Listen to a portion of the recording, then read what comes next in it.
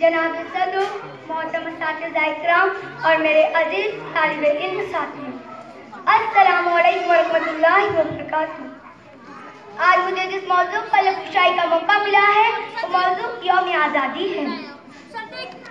मेरा मुल्क रश्क इरम है, इसकी फज़ाएं तिकरबीज़ है, इसकी ज़मीन में ज़रफ़ है, आसमान उससे बातें करते बाहर है, इसकी दरिया दिल फुलवाते इसका समा दिल फरेब, इसके सुबह सुबह नारस की, इसके शाम शाम अवध की।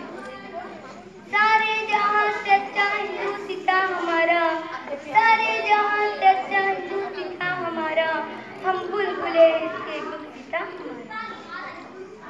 सामईन इकराम, मेरा मुल्क अंग्रेजों का गुलाम था, वो हाकिम था महकूम, वो जालिम था मज़लूम, जुल्म से बात का दौर दौरा था।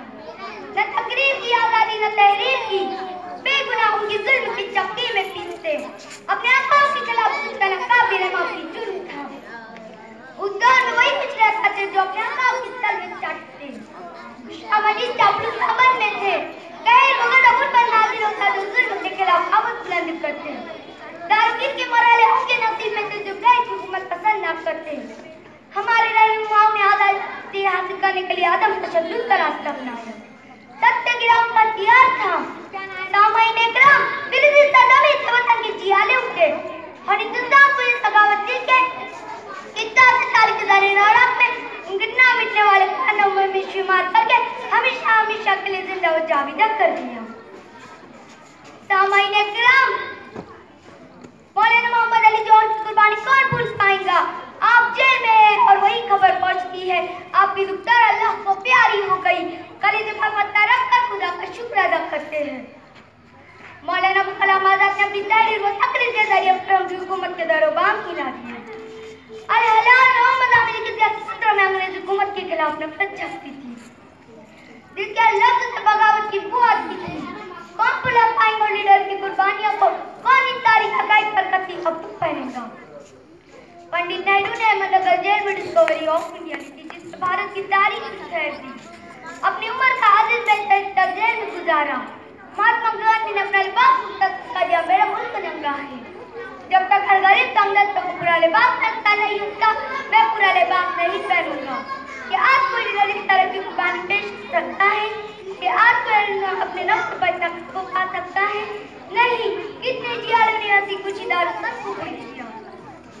राम प्रताप बिस्मिल और भगत सिंह को कौन सुन सकता है? उन जलियान वाले बाग के शहीदों को कौन सुन सकता है? उन अगस्त क्रांति के शहीदों को कौन सुन सकता है? उन रहनुमाओं की कुर्बानियां रंग लाई और आधी रात के सीने से आजाद का सूरज तुलू हुआ। 15 अगस्त सन 1947 को अंग्रेज हुकूमत से आजादी मिली। अब हमें अपनी सत्य पे हमारी इख्तियार है, अब हमारे इक़्तिदार है। आज़ादी की शम्मा हमारे दिलों में फिरोजा है। हमको चाहिए हम आज़ादी को बरकरार रखें। मैं निशात पर अपनी कल्म करती हूँ। सीने से आधी रात के, सीने से आधी रात के उठी सूरज की किरण, वो वज्र में आया गगन। आज़ादी है, आज़ादी है, आज़ादी है अपना वतन। मैं इतना कहकर अपनी तकरीर खत्म करती हूँ। जय हिंद, जय भारत।